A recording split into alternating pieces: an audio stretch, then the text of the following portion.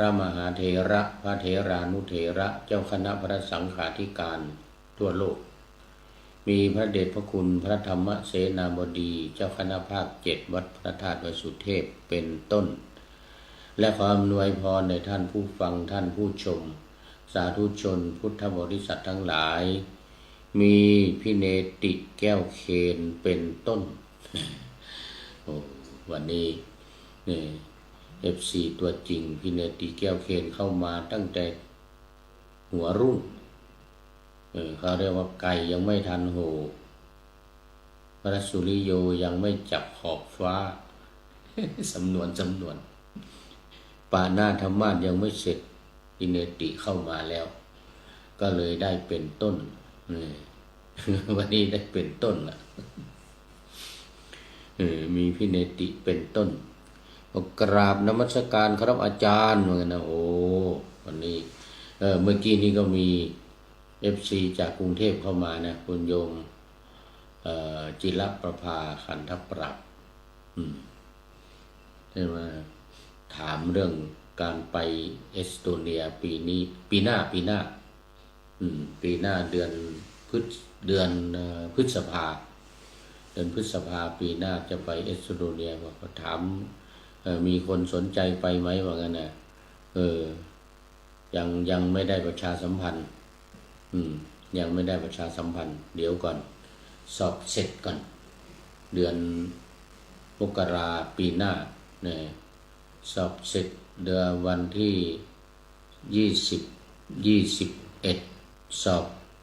นะมกราเสร็จแล้วจะประชาสัมพันธ์เรื่องการเดินทางไปทอดผ้าป่าที่ประเทศเอสโตเนีย ตอนนี้ยังเดี๋ยวชวนพี่เนติไปด้วยตอนนี้คุณโยมสายสมรเบญจกุลมาแล้วนมัสเตนี่ได้พี่เนตินี่ก็รู้ดีนมัสเตนี่นะมันสำเนียงของคนอินเดียสวัสดีแปลว่าสวัสดีนมัสเตคุณโยมสายสมรบอกว่าสาธุนะสาธุจากอำเภอท่าปลาจังหวัดอุตรดิตถ์เข้ามาแล้วปานาธรรมาสยังไม่ทันเสร็จในวันนี้ มาแล้ววันนี้รายการพระไตรปิฎกลอยฟ้าพอดีมีเวลามากหน่อยก็ลอยมาจากวัดนี่โดยสัพพัญญูตำบลดอนเปาอำเภอแม่วางจังหวัดเชียงใหม่นะวันนี้ก็ยังอยู่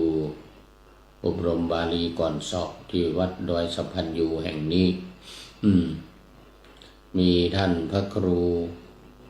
สุตตกิจจาภิรมย์เป็นเจ้าอาวาสได้รักษาการแทนเจ้าคณะอำเภอแม่วางดูแลการอบรมบาลีก่อนสอบอุปถัมภ์ข้าวปลาอาหารสถานที่พักที่อยู่อาศัยแล้วก็ที่ร่ำที่เรียน โมทนากับท่านพระครูเป็นอย่างยิ่งและวันนี้ก็ขออนุโมทนาขอบคุณพระเดชพระคุณท่านอาจารย์พระครูท่านอาจารย์พระมหานิคมปริยนธรรม7ประโยคเจ้าอาวาสวัดภาวนานิมิตรพาญาติโยมมาเต็มวันนี้มาเป็นเจ้าภาพ2 วันเลยวันนี้กับวันพรุ่งนี้อีกวันหนึ่งเป็นเจ้าภาพภัตตาหารเพลวันนี้นำข้าวปลาอาหารมาและที่สำคัญนำเอาส้มจากอำเภอแม่อายส้มท่าตอนหรือส้มเมืองฝางมา180 กิโลโอ้เหลือเฟือเลย2 วันเลยวันนี้กับวันพรุ่งนี้อันนี้ถวายพระภิกษุสามเณรไป300 กว่ารูปนี่นะทุกโต๊ะนี่นะแล้วก็ยังเหลืออีก3-4 กระบุงเลย ที่สำคัญนี่ต้องอวดหน่อยนี่ถวายผู้พูดมานี่1 ถุง ถุงใหญ่เลยวันนี้โอ้นี่กินหลายวันนะเนี่ยพี่เนติ โยมสายสมอดได้ส้มมาถุงใหญ่เลยวันนี้ส้มเกลี้ยงโอ้โหอร่อยเมื่อวานนี้ก็มีส้มเช้งของส้มเช้งของประเทศจีนหน่วยเล็กๆนี่ขนาดเนี้ย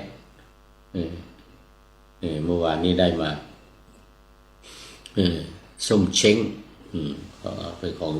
ของประเทศจีนลูกเล็กๆวันนี้ได้ลูกใหญ่เลยลูกใหญ่ถุงใหญ่เลยหลายกิโลนี่โอ้โมทนากับท่านอาจารย์พระมหานิคมจากวัดภาวนานิมิตรอำเภอแม่อายตำบลธาตุตอนอำเภอแม่อายใกล้วัดธาตุตอนว่างั้นนะอยู่ตรงกันข้ามกับวัดธาตุตอนเลยตรงกันข้ามไปทางโน้นนะไปทางฝั่งประเทศพม่านู่นนะพาญาติโยมมาเป็นเจ้าภาพ2 วันวันนี้กับวันพรุ่งนี้มีวัดธาตุตอนด้วยพระเดชพระคุณหลวงพ่อพระเทพมังคลาจารย์เจ้าอาวาสวัดธาตุตอนวันพรุ่งนี้ท่านอาจารย์ท่านเจ้าคุณพระราชปัญญาจะมาเป็นตัวแทนวันพรุ่งนี้เป็นเจ้าภาพถวายพระทหารเช้าเพลนและนำปานะตอนเย็นด้วยนะวันนี้โยพินติเข้ามาแล้วยังไม่ได้รายงานเรื่องดินฟ้าอากาศที่กรุงเทพเป็นยังไงโยมจิรประภาบอกว่าโอ้แดดแรงมากวันนี้ว่ากันนะที่กรุงเทพแดดแรงมากที่วัดดอยสะพานยูนี่ก็มีแดดอยู่นะตอนกลางวันแต่แดดไม่แรงแสงแดดอ่อนๆเพราะว่าอากาศหนาววันนี้เอาละตอนนี้ก็โอ้โมทนาคุณโยมสายสมรเข้ามาแล้วยังไม่ได้รายงานเลยโยมสายสมรยังไม่ได้รายงานดังอุตรดิตถ์เป็นยังไงเนี่ยฝนฟ้าดินฟ้าอากาศหนาวหรือยังอุตรดิตถ์เนี่ยทางอ่างทองก็รายงานเข้ามาแล้วอ่างทองเนี่ยลำปางเชียงรายยังไม่รายงานมานะเนี่ยเชียงรายนะวินิติบอกว่ายังเท่าเดิมครับอาจารย์เหมือนนะโอ้โห29 องศากรุงเทพ29 องศาดอยอินทนนท์2 องศาแม่คันนิ้งมาแล้ว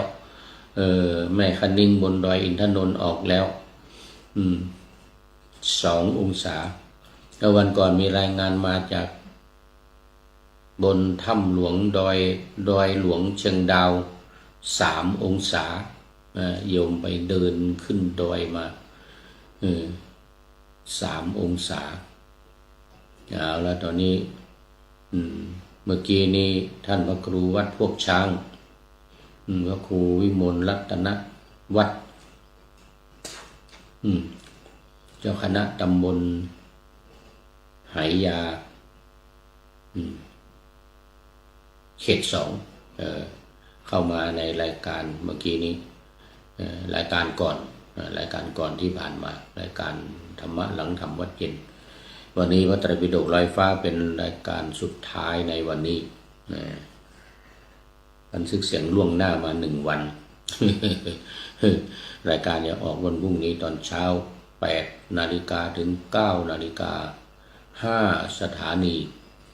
1 สถานีวิทยุวัดพระธาตุดอยสุเทพ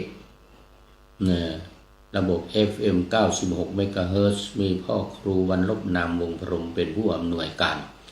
อาจารย์พระมหาประสิทธิ์ประสาธิโกเป็นหัวหน้าสถานีและอาตมาภาพพระครูปริยัติยานุศาสตร์เป็นผู้บรรยาย พี่เนติบอกว่าสภาพภูเขาที่แม่วางยังเขียวชอุ่มใช่ไหมครับถูกต้องโอ้นี่ออกไปข้างนอกดูออกไปตามท้องนาไปตามป่าตามเขานี่โอ้เขียวชอุ่มตอนเช้ามานี่ก็มีเมฆหมอกคลุมเต็มไปหมดเลยเป็นสีชมพูมองออกไปในตามท้องไร่ท้องนานี่นะตอนเช้านะตอนกลางวันมานี่ก็มีแสงแดดลำไร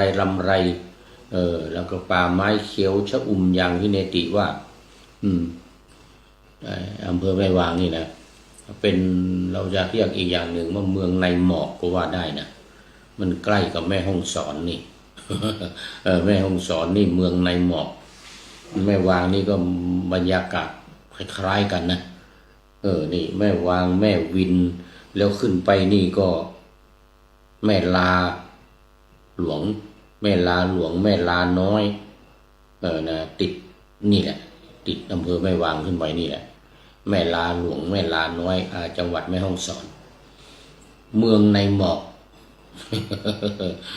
แม่ฮ่องสอนเมืองในหมอกแล้ววันนี้ตอนเช้าท่านอาจารย์พระมหานิคมก็มาจากเมืองในหมอกเหมือนกันเขาเรียกหมอกจาม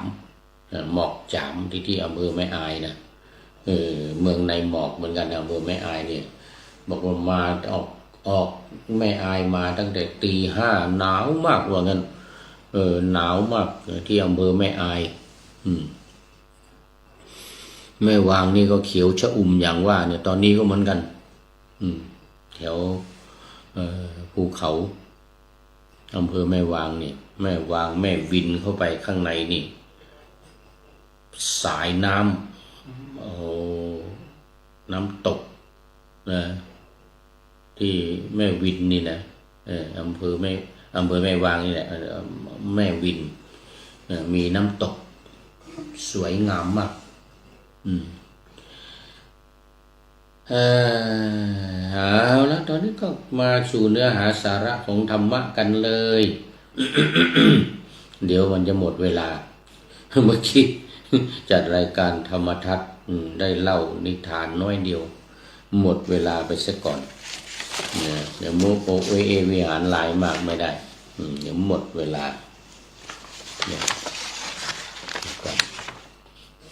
วันนี้ยังอยู่ในพระไตรปิฎกเล่มที่25พระไตรปิฎกเล่มที่25อัตถกถาพระวินัยจากตำราตติยสมันตปาสาธิกาเล่ามาเมื่อวานนี้ถึงเรื่องภิกษุณีกับขันธกะภิกขุนิกะขันธกะเรื่องภิกษุณีอัตถกถาพระวินัยพระไตรปิฎกเล่มที่25กุฏฐกนิกายเล่มแรกมันมีอยู่9เล่มที่25นี้เป็นเล่มแรกเล่มที่1ไปถึงเล่มที่33กุฏฐกนิกายนี่มี9เล่ม33จาก34ไปถึง45อีก12เล่มนั่นก็เป็นอภิธรรมพระอภิธรรมที่พุทธองค์แสดงบนสวรรค์ชั้นดาวดึงส์นู่นนะลงมาถ่ายทอดให้ท่านพระสารีบุตรแสดงให้แก่คนทั้งหลายฟังสืบต่อจากพระพุทธเจ้าอภิธรรม12เล่มที่34ถึง45รายการพระไตรปิฎกลอยฟ้าเหล่านี้ก็กำลังออกอากาศอยู่เล่มที่34ถึง45บรรยายโดยอาจารย์ประเสริฐพีระวงศ์อาจารย์ประเสริฐพีระวงศ์เป็นอภิธรรมบัณฑิตบรรยายในรายการพระไตรปิฎกลอยฟ้าของเรานี่แหละวันพฤหัส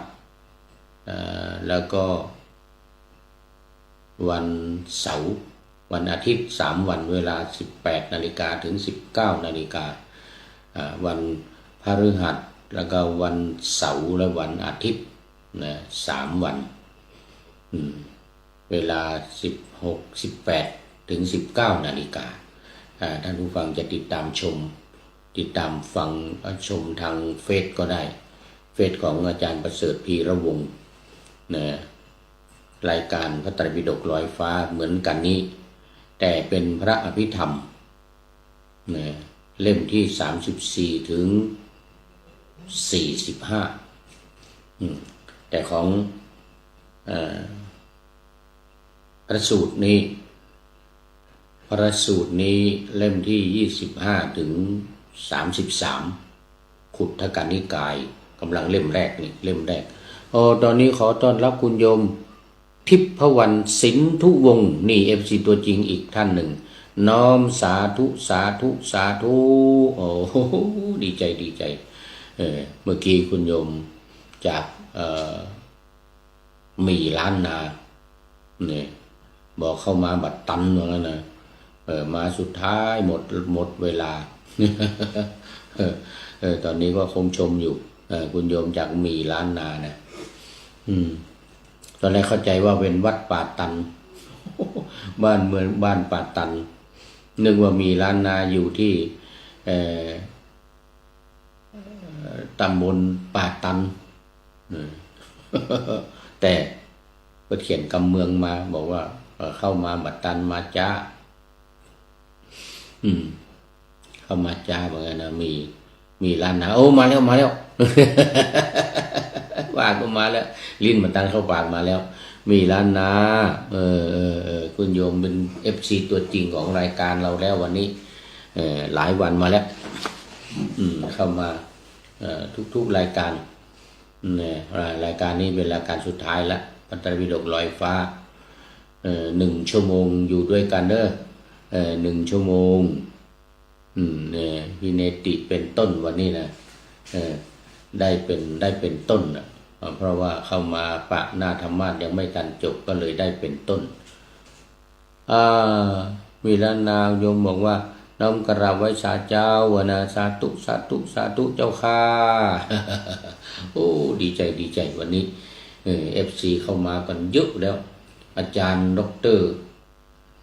พงศ์สุภาวสิทธิ์ก็เข้ามานะวันนี้เมื่อรายการก่อนอาจารย์ดร.พงศ์สุภาวสิทธิ์นี่นานแล้วไม่ได้เจอกันเป็นปีมาแล้วปีที่แล้วก็เข้ามาอยู่ปีที่แล้วจัดที่เชียงใหม่ที่อินเดียก็เข้ามานะอาจารย์ดร.พงศ์สุภาวสิทธิ์อันนี้ก็เข้ามาไปแล้วผ่านไปแล้วรายการที่แล้วเป็นรายการธรรมทัศน์ธรรมทัศน์ในวันจันทร์อังคารพฤหัส3 วันนี้จะมีแค่3 รายการนะมีธรรมทัศน์แล้วก็พระไตรปิฎกลอยฟ้านี้แล้วก็ธรรมะหลังธรรมวัดเย็นเพราะว่าธรรมะหลังธรรมวัดเย็นมีทุกวัน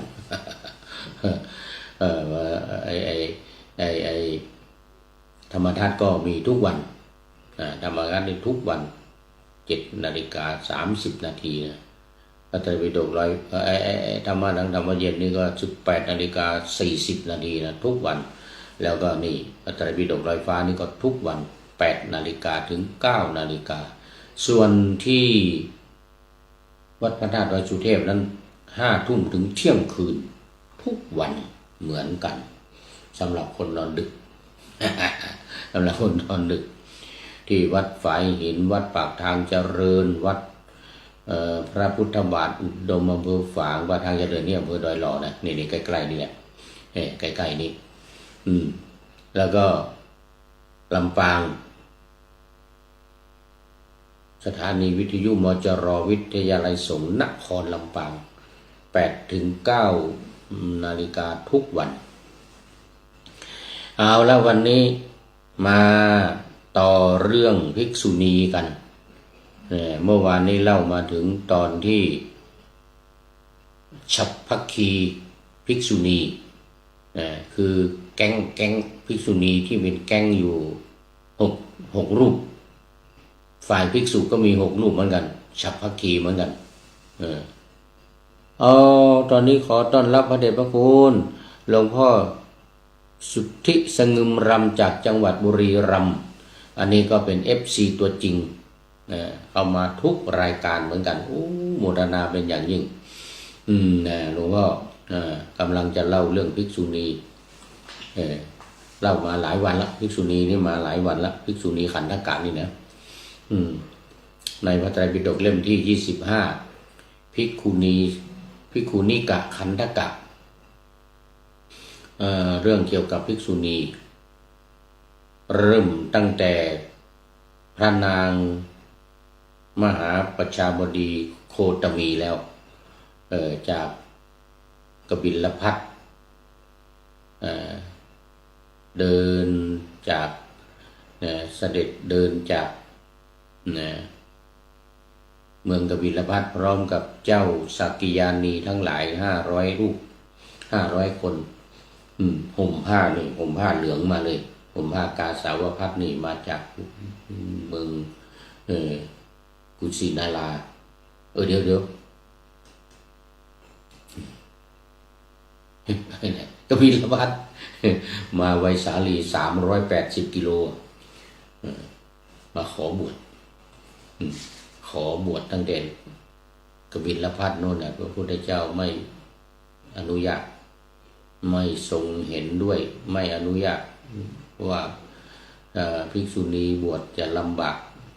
ต้องนอนกลางดินกินกลางทรายจะอยู่ยังไงว่างั้นผู้หญิงนี่มันเหมือนผู้ชายว่างั้นนะไม่ให้บวชแล้วก็หนีมาไวสาลีลำบากยังไงว่างั้นจะทดลองดู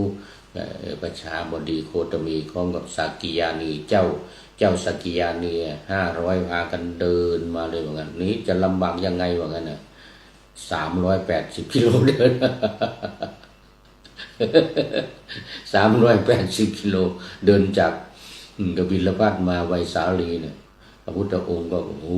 มู่นี้เอาจริงไว้เอาจริงว่างั้นนะเราอยากจะให้ได้ริมรสทดลองความทุกข์ยากลำบากของการเป็นพระว่างั้นนะก็จึงอยากจะให้เดินบ้างว่างั้นนะเอาบ้างเอาจริงวันนี้มา380 กิโลเดินมาแล้วเอาจริงไว้เลยอนุญาตให้บวชเนี่ย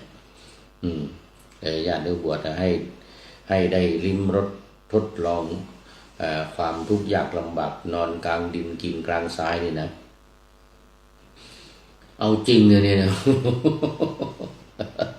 เลยอนุญาต แล้วก็เล่ามาถึงความดื้อรั้นความผู้หญิงนี่นะดื้อที่สุดแล้วขนาดออกระเบียบ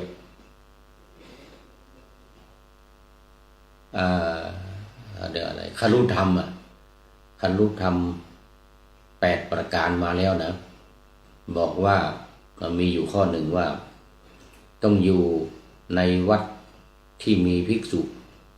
เท่านั้นนะไปอยู่ลำพังไม่ได้อันตรายผู้หญิงเนี่ยไปอยู่เดี๋ยวจะไปอยู่สำนักสงฆ์ที่นั่นที่นี่ไปตั้งสำนักสงฆ์อยู่ในป่าอย่างนั้นอย่างนี้ไม่ได้นะอันตรายนะยังไม่เชื่อดื้อมีพากันไปอยู่ป่าอันธวันที่สาวัตถีพากันไปอยู่ป่าไปปฏิบัติธรรมก็คือไม่ใช่อยู่ป่านะคืออยู่ที่เนี้ยอยู่ที่วัดเชตวันนั่นแหละแต่ว่าพากันไปปฏิบัติธรรมอยู่ที่ป่าอันธวันพากันไปทำซุ้มทำกุฏิกระท่อมน้อยอยู่ในป่าอันธวันกันนะภิกษุณีทั้งหลายนะพระพุทธเจ้าตรัสห้ามแล้วเป็นคฤธรรม8 ประการนะมี1 ข้อว่าต้องอยู่ในวัดที่มีภิกษุเท่านั้นนะห้ามไปอยู่ที่อื่นไม่เชื่อพากันไปอยู่อันธวันโดนข่มขืนพระเถรีอุบลวรรณา เทลีอุบลวรรณาโดนข่มขืนเป็นพระอรหันต์นะโอ้ตอนนี้ขอต้อนรับคุณโยมปณิธานช่วยงานฟ้าโอ้สาธุสาธุโยมปณิธานช่วยงานฟ้าไปเจออยู่ที่นู่นน่ะ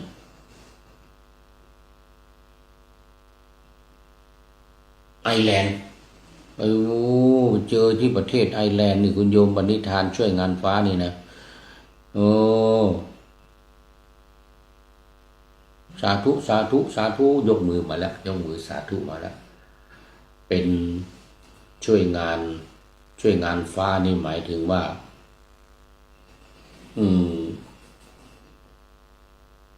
ช่วยงานคณะสงฆ์ช่วยงานคณะสงฆ์ช่วยงานศาสนาในยุคเขาเรียกว่ายุคสีขาวยุคสีขาวจะมาแล้วแล้วก็ช่วยยุคสีเขียวยุคสีเขียวนี่คือยุคพระพุทธเจ้าสักยมุนีนี่นะพระพุทธเจ้าของเราเนี่ยพระโคดมแล้วนี่เป็นปลายยุคละเป็นปลายยุคสีเขียวเสร็จแล้วยุคสีขาวจะมาคือพระศรีอริยเมตไตรยุคขาวนี่คือยุคพระศรีอริยเมตไตรจะมาในข้างหน้าเนี่ยตอนนี้เป็นปลายยุคสีเขียวยุคพระพุทธเจ้าสักยมุนีของเราเนี่ยโคตมะพระพุทธเจ้าองค์ปัจจุบันนี่นะเป็นยุคสีเขียวพระศาสนาคำสอนลงตามวัดวาอารามต่างๆแต่ยุคสีขาวจะมาเนี่ยที่จะมาถึงเนี่ยเป็นยุคที่ศาสนาคำสอนนี่ลงตามหมู่บ้านลงตามบ้านของญาติโยมเพราะนั้นนี่งานฟ้าของคุณโยมปณิธานนี่โอ้มาอีกท่านหนึ่งคุณโยมจิรประภาขันธปราบอันนี้จากกรุงเทพมหานครเมื่อกี้ก็เข้ามา จากกรุงเทพมหานครงานฟ้านี่เป็นงานของยุคขาวยุคพระพุทธศาสนายุคขาวพระศรีอริยเมตไตรพระศรีอริยเมตไตรจะมาอุบัติขึ้นแล้วตอนนี้เนี่ยเป็นปลายยุคเขียวละเป็นปลายยุคของพระพุทธเจ้าของเราละตอนนี้2,600มาละกึ่งพุทธกาลละเป็นปลายยุคละนะเป็นปลายยุคละเดี๋ยวมันจะหมดยุคของพระพุทธเจ้าของเรานี่แล้วพระศรีอริยเมตไตรจะมายุคพระศรีอานเนี่ยยุคพระศรีอานจะมาละกำลังเริ่มจะมายุคนี้จะหมดละเป็นปลายยุคละพระพุทธเจ้าของเรานี่นะปัจจุบันนี้เป็นปลายยุคละอันนั้นเป็นคุณโยมปณิธานนี่ช่วยงานฟ้ายุคสีขาวธรรมะจะลงตามบ้านตอนนี้มีสถานธรรมตอนนี้เปิดสถานธรรมตามบ้านของญาติโยมนะเนี่ยตอนที่เดี๋ยววันที่ไอร์แลนด์นะที่ไอร์แลนด์นี่ก็ไปเปิดสถานธรรมที่เมืองอะไรของไอร์แลนด์นะไอร์แลนด์นี่ลืมไปแล้วนี่เมืองหลวงไอร์แลนด์นะเมืองหลวงไอร์แลนด์แต่ตอนนั้นก็ไปเปิดสถานธรรมที่ไอร์แลนด์นะเมืองลืมชื่อไปนี่เมืองหลวงไอร์แลนด์นี่นะโยมจิรประภามันจะจำได้อยู่นะเมืองหลวงไอร์แลนด์นะไปเปิดสถานธรรมตอนนี้เดี๋ยวสมัยยุคของพระศรีอานพระศรีอริยเมตไตรจะมานี่นะธรรมะจะลงตามบ้านธรรมะลงตามบ้านอันนั้นก็จะต้องเปิดสถานธรรมสอนธรรมกันตามบ้านญาติโยม ช่วยวัดยุคของยุคเขียวของพระพุทธเจ้าเราเนี่ยลงวัดสอนธรรมกันตามวัดวาอารามต่างๆพระพุทธเจ้าก็ไปตามป่าตามเขาก็มีเหมือนกันไปสอนตามบ้านตามป่าตามเขาแต่ในยุคเนี่ยแต่ตอนนี้มันยุคท้ายมาแล้วยุคเขียวนี่ท้ายแล้วมันมียุคแดงนะยุคแดงยุคเขียวตอนนี้จะเข้าไปสู่ยุคขาวคุณโยมบรรณิธานช่วยงานฟ้านี่นะเอาละดับลินดับลินเนี่ยเมืองดับลินที่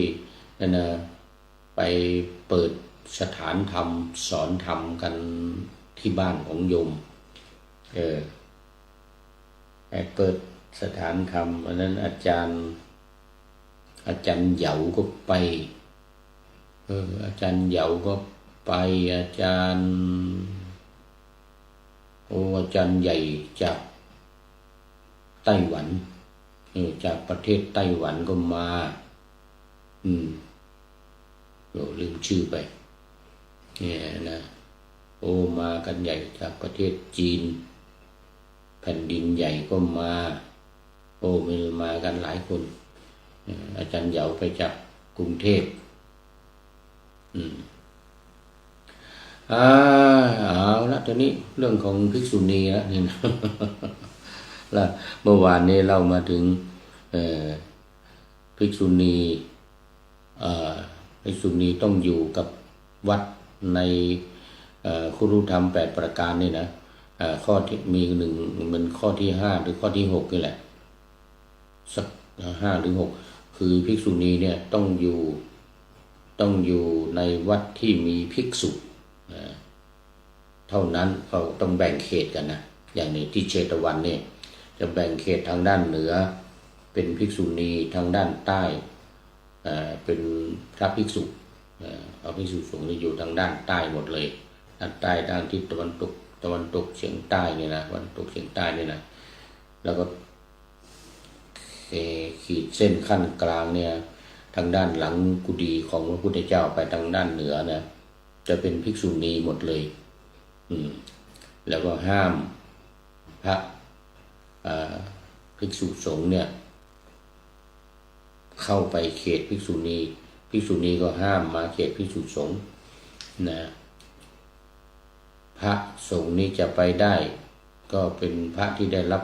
สมมุติให้เป็นผู้เทศสอนภิกษุณีจึงจะไปสำนักภิกษุณีได้และไปก็ต้องมีพระมาไปด้วยพระที่จะสอนภิกษุณีเนี่ยจะไปองค์เดียวก็ไม่ได้นะต้องมีพระไปด้วยเลยล้ำเขตกันไม่ได้ล้ำเส้นล้ำเขตกันไม่ได้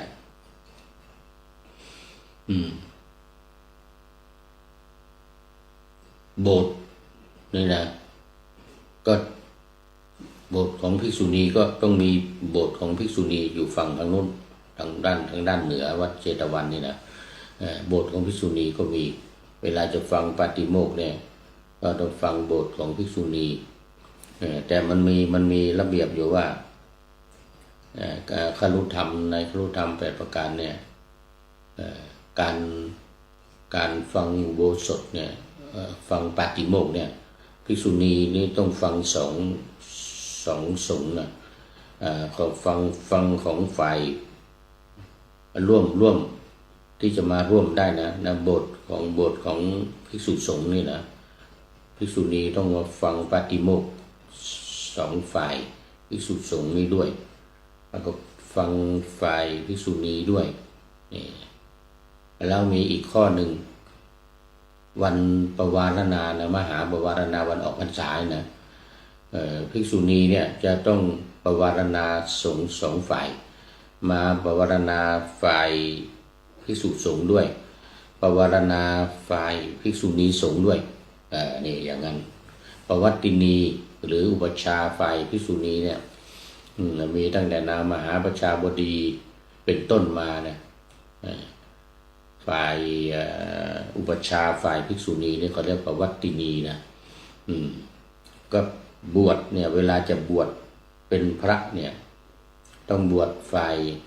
ภิกษุณีด้วย แล้วก็มาบวชเข้าอุโบสถฝ่ายภิกษุสงฆ์นี่ด้วยเวลาจะบวชนะ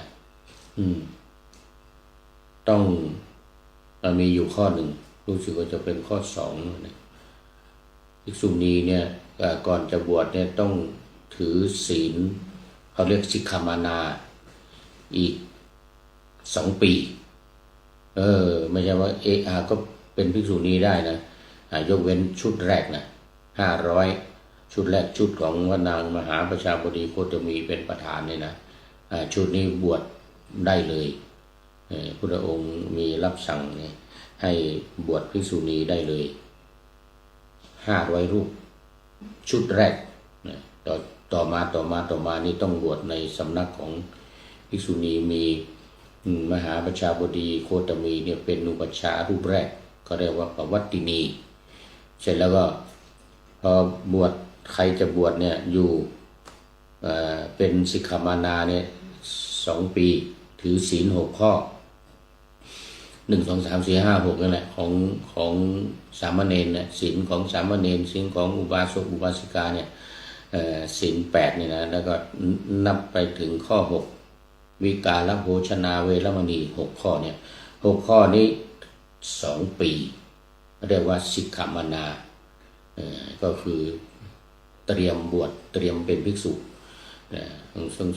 ถือศีล6 ข้อนี้อย่างเคร่งครัดแล้วก็มีการตรวจสอบการดูแลควบคุมให้อยู่ในศีล6 ข้อเนี่ย2 ปีเรียกว่าสิกขามานาแล้วก็ศึกษาสิกขาบททั้งหมดของภิกษุเนี่ยศึกษาให้หมดก่อนแต่ที่ถือปฏิบัติเนี่ยถือ6 ข้อของสามเณรเนี่ยนะศีลของสามเณรศีล10ของสามเณรเนี่ยนะ1 2 3 4 5 6 ข้อนี้ต้องถืออย่างเคร่งครัดสิกขามานานะสิกขามานานี่ถือศีล6 ข้อนี้2 ปีแล้วก็ศึกษาพระธรรมวินัยทั้งหมดนะโดยการสอนของปวัตตินีคือพระอุปัชฌาย์ภิกษุณีเนี่ยนะแล้วก็ภิกษุสงฆ์ด้วยที่ได้รับการแต่งตั้งไปสอนภิกษุณีสงฆ์ไปสอนสิกขามานาเรื่องธรรมะเรื่องวินัยโดยเฉพาะเรื่องวินัยต่างๆศึกษาให้ดี2 ปีแล้วจึงครบ2 ปีแล้วก็ได้รับฟังฉันทามติจากภิกษุณีสงฆ์ว่าผ่านหรือไม่ผ่านถ้านี่ปฏิบัติดีปฏิบัติชอบถือศีล6 ข้อผ่านหมดจึงจะให้บวชเป็นภิกษุณีได้แล้วก็ฟังจากภิกษุสงฆ์ที่ไปสอนด้วยที่ไปสอนสิกขามานาที่ไปสอนภิกษุณีเนี่ยพระที่ไปสอนที่ได้รับการแต่งตั้งเนี่ยว่าเห็นสมควรไหม2 ปีมาเนี่ยสมควรที่จะบวชเป็นภิกษุณีได้ไหมถ้าพระที่ไปสอนภิกษุณีสอนสิกขามานาเนี่ยอนุมัติว่าผ่านจึงจะให้บวชได้อย่างนี้เป็นต้น คราวนี้ต่อมามีฉัพพคีภิกษุณีฉัพพคี6 รูปเดี๋ยวดูไปดูมาดูเวลาก่อนเด้อ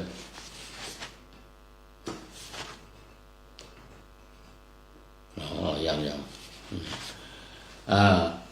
เขาเรียกว่าฉัพพคีภิกษุนี่ก็มี6 รูปที่เชตวันนี่นะภิกษุเกเรชอบก่อเรื่องชอบทำความผิดในเรื่องของสิกขาบทที่ยังไม่ได้บัญญัตินี่นะเรื่องไหนที่ยังไม่ได้บัญญัติเรื่องบัญญัติแล้วนี่จะไม่ทำละสิกขาบทข้อใดที่บัญญัติแล้วห้ามแล้วนี่ก็จะไม่ทำจะทำเรื่องอื่นทำเรื่องอื่นอีก โอ้ภิกษุณีเนี่ยทำความผิดเรื่องอื่นเนี่ย6 รูปนี่นะฉัพพคีนี่นะฉัพพคีภิกษุณีนี่นะทำเสร็จแล้วก็ภิกษุทั้งหลายเห็นไม่สมควรภิกษุณีเห็นไม่สมควรก็ไปฟ้องพุทธเจ้าพุทธเจ้าแล้วก็บัญญัติเป็นสิกขาบทบวชทีหลังพระภิกษุมีสิกขาบทถึง311 ข้อก่อนที่พุทธองค์จะปรินิพพานนะ311 ข้อของภิกษุสงฆ์เรานี่มีอยู่227ที่มาในปาฏิโมกข์นะที่มาในปาฏิโมกข์227ภิกษุณี311อย่างอื่นยังไม่นับนะอย่างอื่นที่เป็นศีลจุลศีลมัชฌิมศีลมหาศีลนั่นก็อีกต่างหากแล้วก็สิกขาบทที่มานอกปาฏิโมกข์นะเขาเรียกว่าอะไรมันมีชื่อเรียกอยู่แต่ว่าไม่ได้มาในปาฏิโมกข์รวมทั้งหมดเนี่ยมีอยู่ประมาณ 3,000 เดี๋ยวก่อน2,300 กว่าข้อนะแต่มันอยู่นอกปาฏิโมกข์นะอยู่นอกที่เราสวดปาฏิโมกข์กันนี่นะ227นี่นะภิกษุณี311นี่อันนี้มาในปาฏิโมกข์ต้องสวดปาฏิโมกข์กันทุก15 วัน15 วันสวด15 วันสวดกันให้ฟังกันทบทวนกันทุก15 วัน15 วันสวดครั้งหนึ่ง15 วันสวดกันปาฏิโมกข์นี่เมื่อวันพระที่แล้วมานี่ที่วัดดอยสะปันอยู่นี่ก็ท่านอาจารย์พระมหาวันชัยประเรียนธรรม9 ประโยคแล้ววัดพระธาตุดอยสุเทพสวดอยู่ในโบสถ์นี่ในโบสถ์วัดดอยสะปันอยู่เนี่ยแต่ผู้พูดไม่ทันเขาฟังไม่ทันไปเขียนหนังสือ เขียนข้อสอบอยู่มาไม่ได้ฟังที่ตั้งแต่มานี่สวดไป2 ครั้งแล้วสวดปาฏิโมกข์ไปนะเพราะภิกษุ6 รูปนี่ก่อเรื่องขึ้นมาทำความผิดขึ้นมาที่ยังไม่มีใครทำเนี่ยขึ้นมานะนี่เล่าต่อเมื่อวานนี้เล่าที่ภิกษุณีฉัพพคีทำฉัพพคีทำนี่นะสนัจจังบทว่าสนัจมาถึงเมื่อวานนี้มาถึงที่ยืนอยู่ประตูเปิดประตูนะเปิดประตูครึ่งหน้าอกกันนะดูโชว์ตัวให้คนทั้งหลายเห็นก็ไปฟ้องเขาคนเห็นไม่สมควรก็ไปฟ้องพระพุทธเจ้าเนี่ยพระพุทธเจ้าก็ทรงบัญญัติเป็นสิกขาบทมาแล้วก็มาวันนี้เมื่อวานนี้ถึงตรงนี้นะวันนี้มาสนัจจังเนี่ยนะมีความว่าให้ทำการมหรสพด้วยนักระบำเต้นรำกัน นี่เต้นรำกันภิกษุณีเนี่ยทำเล่นมหรสพอะไรเต้นรำกันเอาละเดี๋ยวโดนบัญญัติไปหาพระพุทธเจ้าก็บัญญัติเป็นสิกขาบทอะไรเนี่ยห้ามเต้นระบำภิกษุณีนี่นะนี่ต่อมาอีกนี่อะไรเวสิงวุฒเป็นติความว่าได้ตั้งหญิงนครโสเพณีเป็นโสเพณีภิกษุณีนี่นะรายการฉัพพคีนี่เนี่ยมีอยู่6 รูปฝ่ายภิกษุก็มี6 รูปไอ้ที่ก่อคดีต่างๆไอ้ที่ ทำสิกขาบทต่างๆมาถึง127ข้อนี่นะแล้วก็ไอ้ที่นอกปฏิโมกข์อีกเยอะแยะนะหมู่นี่แหละ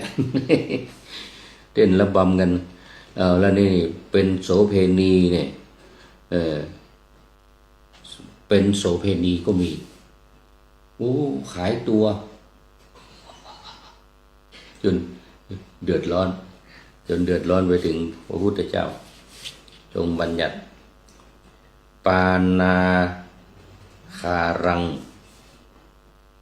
ทัพเป็นตินะมีความว่าย่อมขายสุราเอาเหล้ามาขายกันก็มีนี่ภิกษุณีนะ เอาสุรามาขายเอาสุรามาขายก็มีสูนังทัพเป็นติมีความว่าย่อมขายเนื้อนั่นเอาเนื้อสดมาขายภิกษุณีนี่ เอาเนื้อมาขายเอาสุรามาขายต้องบัญญัติสิกขาบทห้ามกันใหญ่เลยเอานี่มาอาปะนังเนี่ยบทว่าอาปะนังมีความว่าย่อมออกร้านสินค้าต่างๆหลายอย่างออกร้านด้วยออกร้านขายสินค้าต่างๆตามห้ามตามบัญญัติสิกขาบทกันไม่หวัดไม่ไหวเลยภิกษุณีเข้ามาบวชนี่นะแล้วก็มีฉัพพคีภิกษุณี6 รูปทาสังอุปัฏฐาเป็นติมีความว่าย่อมรับทาสนะเอาเด็กเอาคนใช้เอาคนรับคนใช้เข้ามามันจึงมีการบัญญัติสิกขาบทเนี่ยนะห้ามรับทาสห้ามรับทาสหญิงทาสชายเข้ามาใช้งานเนี่ยนะยิ่งในจุลศีลมหาศีลเนี่ยจะมีนะในการรับทาสหญิงทาสชายเข้ามารับใช้ความแตกเขาไปฟ้องพระพุทธเจ้าก็ต้องบัญญัติสิกขาบทห้ามรับทาสห้ามรับคนเข้ามาเป็นทาสรับใช้นี่ทาสังอุปถาเป็นติมีความว่าย่อมรับทาสแล้วยังทาสนั้นให้ทำการรับใช้สอยของตนนะ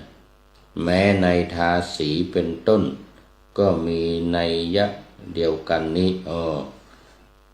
รับทาสเนี่ยหมายถึงผู้ชายเนี่ยผู้ชายนี่คงเป็นพระนะตอนนี้เรื่องภิกษุณีภิกษุณีก่อนนะภิกษุณีรับทาสเข้ามาทาสีกับผู้หญิงทาสนี่เป็นผู้ชายทาสีเป็นผู้หญิงก็ห้ามเช่นเดียวกันเหมือนกันนะ2 บทว่าหลิตตปลิตตังปกินนันติความว่าย่อมขายของสดและของแห้งมีคำอธิบายว่าย่อมออกร้านขายของเบ็ดเตล็ดภิกษุณีนี่นะอย่างมันยุ่งเงาแต่ขายของเบ็ดเตล็ดอะไรของซ้ำเขาเรียกของซ้ำขายของสดของแห้งอะไรคงจะเอาผักเอาปลาเอาอะไรมาขายกันภิกษุณีนี่นะเดี๋ยวดูเวลาก่อน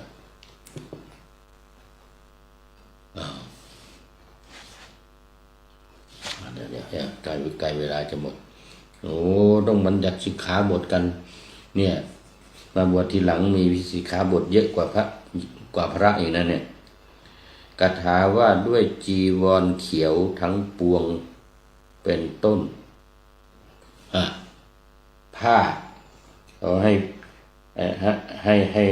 ใส่ผ้าสีกักขนุนสีกักอะไรนี่นะอันนี้เล่นสีเขียวอีกภิกษุณี เอาสีเขียวมาเป็นจีวรนี่จีวรสีเขียว เอาสิเอาสีเขียวๆเนี่ยมันมาเป็นจีวรก็เลยห้ามไงก็มีบัญญัติห้ามให้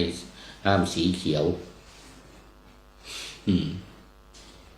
สีขาวสีแดงห้ามมีวินัยห้าม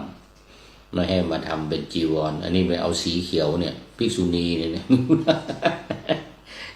เอาสีเขียวล้วนวะเนี่ยสีเขียวล้วนเป็นต้นนะมาทำจีวรทำจีวรด้วยสีเขียวล้วนสีเขียวล้วนในข้อว่าภิกขุณีเจภิกขเวกาลังกรณติเป็นต้นความว่ามีวินัยนอกพระบาลีดังต่อไปนี้ก็ถ้าว่าในสหธรรมิกทั้งห้าผู้ใดผู้หนึ่งเมื่อจะทำกาลกิริยาจึงสั่งว่าโดยสมัยที่ข้าพเจ้าล่วงไปบริขารของข้าพเจ้าจงเป็นของพระอุปัชฌาย์หรือว่าจงเป็นของพระอาจารย์หรือว่าจงเป็นของสัตถิวิหาริกสัตถิวิหาริกคือคนที่พระอุปัชฌาย์บวชนะประวัตินีบวชหรือว่าจงเป็นของอันเตวาสิกคือคนที่ไม่ได้บวชแต่ว่ามาเป็นลูกศิษย์หรือว่าจงเป็นของมารดาหรือว่าจงเป็นของบิดาหรือว่าจงเป็นของใครๆอื่นบริขารของผู้นั้นไม่เป็นของชนเหล่านั้น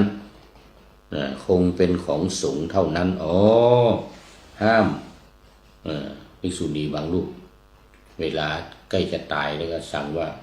เอาผ้าจีวรนี้นะไปให้มารดานะไปให้คนนั้นคนนี้นะ ไม่ได้ไม่ได้เพราะฉะนั้นต้องเป็นของสงฆ์ส่วนว่าสิ่งของต้องของใช้อะไรต่างๆเพราะนั้นมันจึงมีบัญญัติปัจจุบันนี้มันจึงมีบัญญัติเวลารับเงินมาเนี่ยนะที่ได้ในระหว่างที่เป็นพระนี่นะเงินที่ได้นี่นะต้องเป็นของสงฆ์เท่านั้นไม่เป็นของตัวเองไม่ได้บริขารต่างๆนะของผู้นั้นไม่เป็นของชนเหล่านั้นที่ว่ามานี่นะไม่เป็นของสงฆ์เท่านั้นเพราะว่าการให้โดยการที่ล่วงไปแห่งตนของสหธรรมิกทั้งห้าย่อมใช้ไม่ได้ของพวกคฤหัสถ์ถ้าเป็นของพวกคฤหัสถ์ถ้าพวกคฤหัสถ์ก็ทำได้แต่ของสงฆ์เนี่ยของพระเนี่ยไม่ได้ ต้องตกเป็นของสงฆ์อย่างเดียวเอาไปเอามาดูเวลาหมดเวลาพอดีหมดเวลาพอดีวันนี้ตกลงว่าอุปขารบริขารอะไรต่างๆเนี่ยภิกษุณี6 รูปเนี่ยตัวการใหญ่เนี่ยตัวการใหญ่เอาไว้แค่นี้ก่อนวันนี้ยังมีเรื่องมาเล่าให้ฟังอีกเรื่องภิกษุณีนี่นะ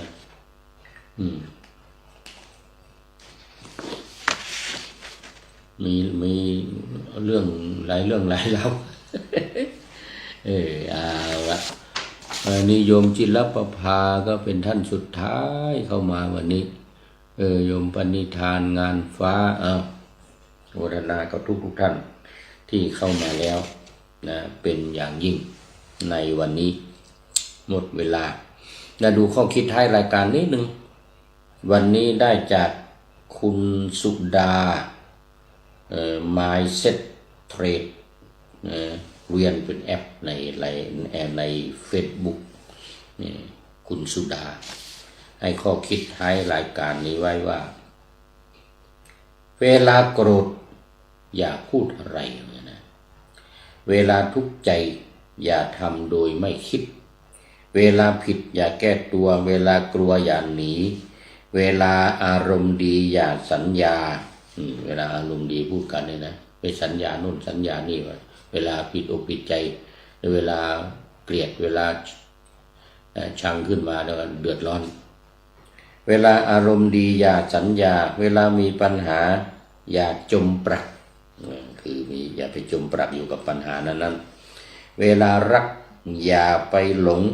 เวลาลงอย่าหมดไฟเวลาก้าวไปข้างหน้าอย่าลืมคนข้างหลังแล้วก็เวลาดังอย่าลืมตัวเป็นข้อคิด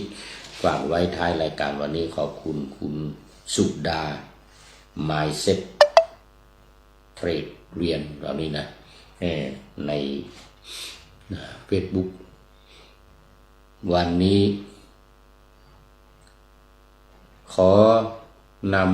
ำพระไตรปิฎกลอยฟ้าไปจากผู้ฟังทั้งหลายในโลกล่าวันต่อไปจะได้จรย้อนกลับมาสู่สถานีใหม่ให้ท่านฟังอย่าลืมเปิดวิทยุหรือเครื่องรับโทรศัพท์โมบายคอมพิวเตอร์ผัง YouTube เฟซเพจไลน์ให้ดังๆเพื่อชมฟังรายการวันต่อไปขอทุกท่านมีความสุขทุกคืนวันนำธรรมะประกอบการงานทั้งหลายเช่นขยันทำงานทางวาจากายใจขวัญขวายกิจการงานนานาบำเพ็ญสาธารณประโยชน์เว้นสิ่งที่มีโทษโหดเยี่ยงสาประกอบแต่กรรมดีมีราคาแสวงหาเงินทองครองใจคนเสียสละพละทรัพย์นับมากน้อยไม่ให้ล้านก็ให้ร้อยไม่ด้อยผลเอื้อคนรวยช่วยคนยากฝากคนจนให้ทุกคนเท่ากันมาตรฐานเดียวขอเจริญพร